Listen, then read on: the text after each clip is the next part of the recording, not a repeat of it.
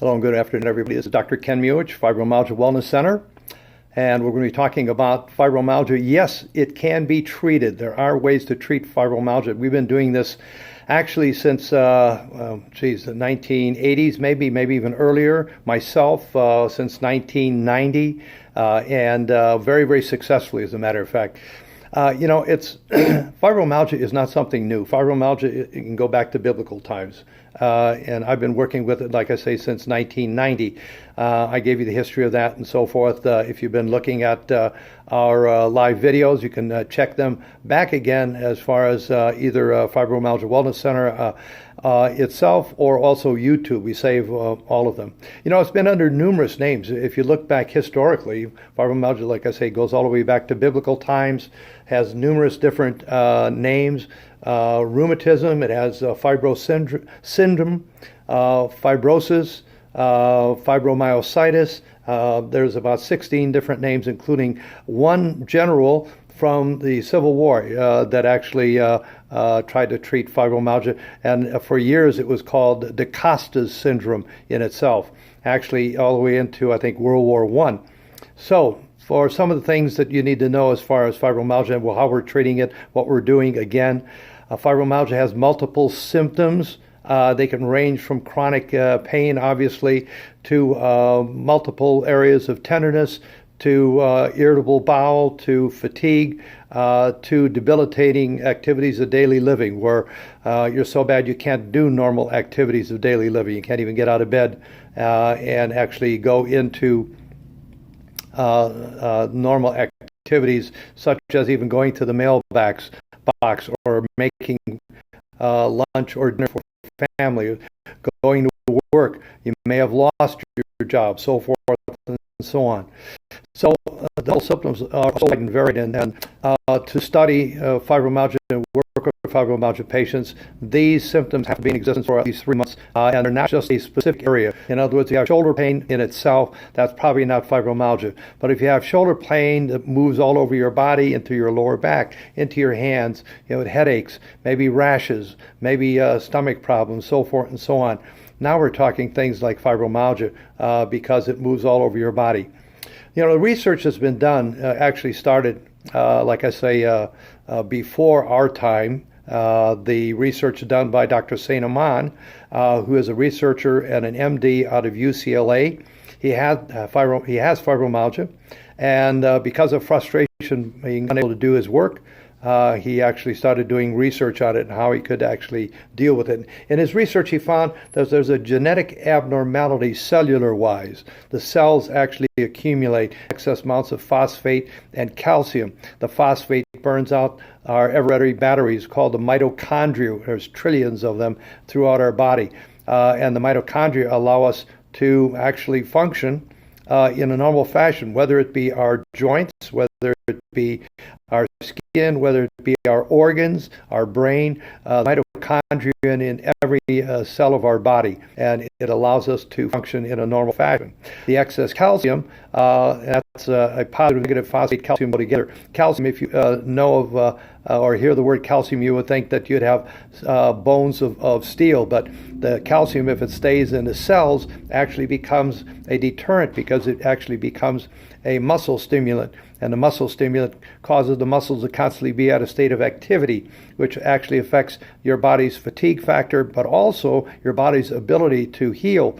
If the body's constantly at a state of activity, the deep REM sleep that you need for healing, that's when you heal, is non-existent. And so consequently, simple problems with fibromyalgia patients turn out to be major problems because it takes so long for them to heal.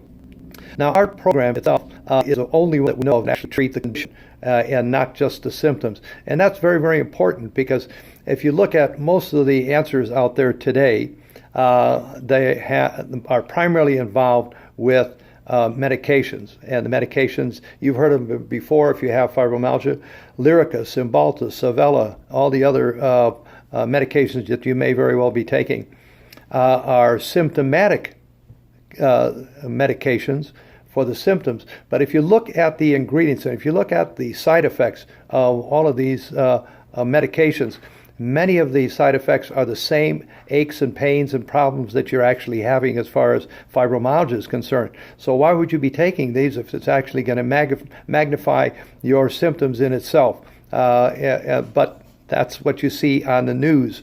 The pharmaceutical companies kind of own the TV rights, I swear, based upon all the different medications that are coming out. How many researches are done on these medications to validate what they do and the length of time, so forth? I would have to say, in a simple term, as a health professional, questionable research in itself. But ours is the only one that actually works, like I say, on the condition. What we need to do is remove the excess phosphate and calcium out of the cells. But the first thing we do, since all really health conditions actually start with an inflammatory response. And so to actually work with a fibromyalgia patient, what we try to do is we try to remove as much inflammatory response as possible from their body. The easiest way to do it is by way of food, since so many of the foods that we eat are actually inflammatory. So what we do is we put the patient initially on a detox program where we remove sugar, gluten, trans fatty acids, and dairy from their natural eating behavior, shall we say, for about 2 or 3 weeks. And in doing so, we then find out which of the foods that he has, as they add them one at a time, actually causes a lot of the inflammatory reaction. We have a lot of patients that are really surprised at the reaction that they have if they stay off of certain foods. They start feeling better. They actually can actually taste foods a little bit better. And also, if they add them, they have usually a very, very quick negative response that their symptoms actually start to return. Very simple. I mean, either they're going to continue having these foods and stay sick, or you have the possibility of getting healthy faster by getting off all the foods that are causing your inflammatory reaction in itself. I always try to explain, look, it's a little bit like a diabetic. Same thing. If they break the rules, they're going to be sicker, and it could lead to much more serious problems in itself.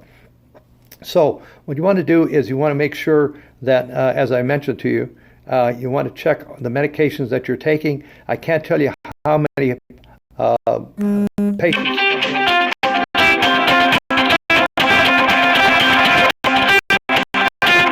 So many different symptoms that actually are initiated by medications that they're taking. And so we try to make sure that the patients understand that and go back to whatever physician actually introduced them to this the medication, and ask them to give them another one that doesn't have so many symptoms, or actually get off of it. We also have a lot of patients that come in because doctors are very frustrated with fibromyalgia. They don't really have an answer, so they start giving out medications they think might help. We've had patients put on cancer medication, they don't have cancer, put them on thyroid medication, they don't have thyroid problems.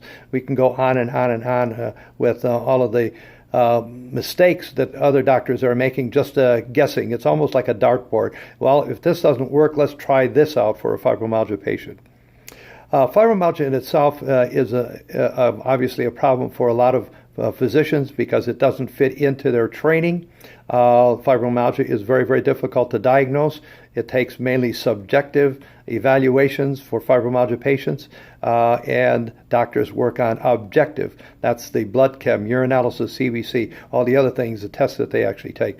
So doctors get very, very frustrated with fibromyalgia patients. They come in with one problem one day, and then the next day come in with 2, 3 other problems.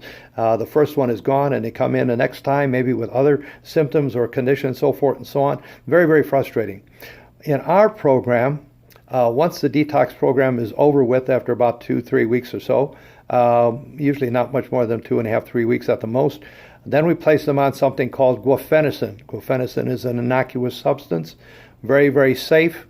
And what the guafenicin does, it removes the excess phosphate and calcium out of the cells the patients urinated out of their body. It's pretty simple. It really is if you follow this rule and regulation. The final thing is that they have to stay off of something called salicylates. because salicylates, which are plant-based items, okay, they're very easily absorbed through the skin, the mouth, the intestines of the individual, and this will block the guaifenesin from actually working, and then it'll destroy the program.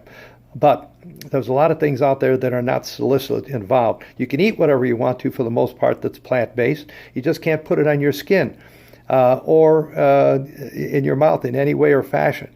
What if I were to tell you that almost every major manufacturer of cosmetics produces salicylate-free products just for you, believe it or not, for those that actually produce or actually get into our protocol itself. So it's very, very safe, very, very simple.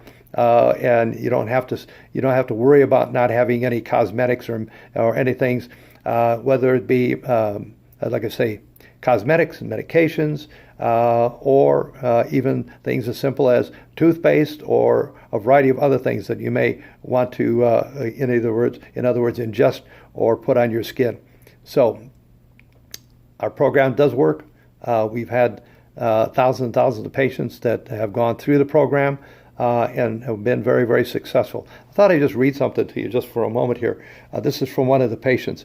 After making rounds of doctors for a couple of years, I found Dr. Ken's presentation, and it sounded good, but she still wasn't convinced that much, but she did come in August of 2007. She was having so many symptoms, they were getting progressively worse. I visited Dr. Ken's office and he suggested the protocol. It's now been almost a year and I've progressively gotten better. I'm back to participating in activities that I love. I have been biking, snow skiing, playing with my grandchildren. I have run in a couple of 5-mile trail races. So this is a fibromyalgia patient that was almost non-functional because of all the symptoms that they had. And yet when we put them on this program, we work very, very closely with the patients to make sure that they are successful, and we have them follow as close as we can to the program. So there is an answer for fibromyalgia. It isn't medications. It isn't drugs, okay? It's rather simple. If you want to start feeling better, if you want to plan for the future, right now as fibromyalgia patients, you can't, okay? I've heard that so many times. If you want to regain your life, then look at Fibromyalgia Wellness Center, Dr. Ken Muich, because we have a lot of very successful answers. Matter of fact, we'll give you patients that you can contact and call that have gone through the program and are very, very happy with living a new, exciting, healthy, and happy life. Again, this is Dr. Ken Muich, Fibromyalgia Wellness Center, and we try to be here every Monday at 12:30 p.m. with more exciting information on fibromyalgia and other health-related subjects. Thank you so very, very much. Like I said, each and every one of these are saved on either at Fibromyalgia Wellness Center or Facebook or or YouTube. And this is number 160, believe it or not, that we have actually done. So you can look back at all the different presentations that we've done on fibromyalgia. Thank you very much. Have a wonderful day, a wonderful week. For those people that are in the extreme hot zone, make sure you are drinking enough fluid and stay safe. Take care. Look forward to seeing you again. Bye-bye now.